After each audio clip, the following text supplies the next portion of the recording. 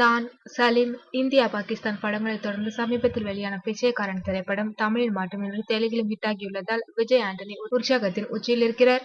இப்படத்தைத் தொடர்ந்து புதுமுக இயக்குனர் பிரதீப் கிருஷ்ணமூர்த்தி இயக்கும் சைத்தான் படத்தில் விஜய் ஆண்டனி சாப்ட்வேர் இன்ஜினியராக நடிக்கின்றார்.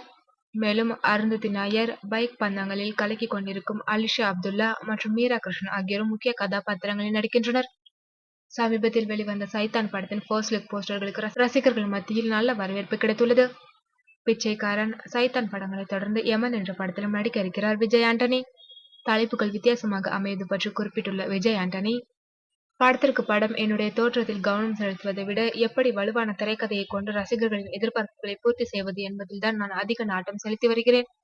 என்னை பொறுத்தவரை கதையை விட கதையின் கருதான் ஒரு படத்தின் வெற்றியை நிர்ணயிக்கும். அந்த வகையில் நான் தேர்ந்தெடுத்திருக்கும் இந்த சைத்தான் திரைப்படம் கண்டிப்பாக மக்களின் ரசனைக்கு ஏற்றவாறு அனைத்து வகையிலும் இருக்கும் என நம்புகிறேன். இந்த படத்தின் இயக்குனர் பிரதீப் கிருஷ்ணமூர்த்தி ஒரு அறிமுக இயக்குனர் போல் இல்லாமல் அனுபவம் வாய்ந்த இயக்குனராக செயல்பட்டுள்ளது படத்திற்கு பக்கபலமாக அமைந்திருக்கிறது. என் படங்களுக்கு எதிர்மறையான தலைப்புகளை நான் தேர்வு செய்யவில்லை. அவை அனைத்தும் தாமாகவே அமைகின்றன என்று விஜய் ஆண்டனி கூறியுள்ளார்.